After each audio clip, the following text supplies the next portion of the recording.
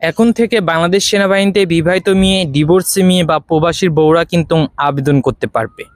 অনেকে আমাকে প্রশ্ন করেন যে ভাই বাংলাদেশ সেনাবাহিনীতে আমি আবেদন করতে ইচ্ছুক বা চাকরি করতে ইচ্ছুক, এটা কিন্তু বেসামরিক পদে আবেদন করতে পারবেন, সামরিক পদে আবেদন করতে পারবেন না। বিবাহিত বা ডিভোর্সি বা প্রবাসী বউরা কিন্তু এটা হচ্ছে বেসামরিক পদে আবেদন করতে পারেন, সামরিক পদে আবেদন করতে পারেন না।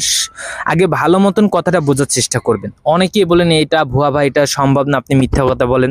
আরে ভাই, আপনি একটা জিনিসটা আগে ফুলটা বোঝেন, তারপরেই করবেন।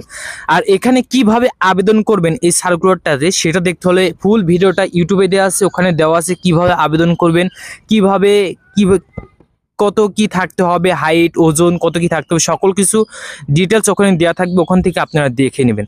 তো বিবাহিতরা, ডিভোর্সি মেয়েরা কিন্তু এই বাংলাদেশ সেনাবাহিনীতে আবেদন করতে বেসামরিক এই পদটাতে। তো আবেদন করতে হলে সর্বপ্রথম আপনাদের এসএসসি পাস থাকতে হবে বা জিএসসি। এখানে বিভিন্ন ধরনের পদ আছে, এই পদটাতে আপনারা আবেদন করতে পারবেন।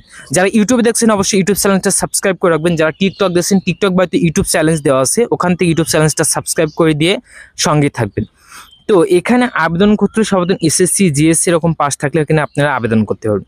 এখানে আপনার পদ আছে, আয়া পদ আছে, অফিস সহায়ক আছে, পরিচ্ছন্ন কর্মী আছে, ওয়ার্ড বয় আছে, বিভিন্ন কিন্তু পদ আছে। এই পদটা দেখে আপনাদের যে কাজের প্রতি যার অভিজ্ঞতা আছে, ওই কাজের প্রতি আপনার ওই পদটাতে আপনারা আবেদন করতে পারবেন। আর সার্কুলারটা আমার উপর দিয়ে দেখতে পাচ্ছেন। তো আজকের ভিডিওটা এই পর্যন্ত। ভিডিওটা ভালো লাগলে অবশ্যই ইউটিউব চ্যানেলটা সাবস্ক্রাইব করে রাখবেন এবং ভিডিওটা শেয়ার করে নাকি দেখার সুযোগ করে দিবেন। আল্লাহ হাফিজ।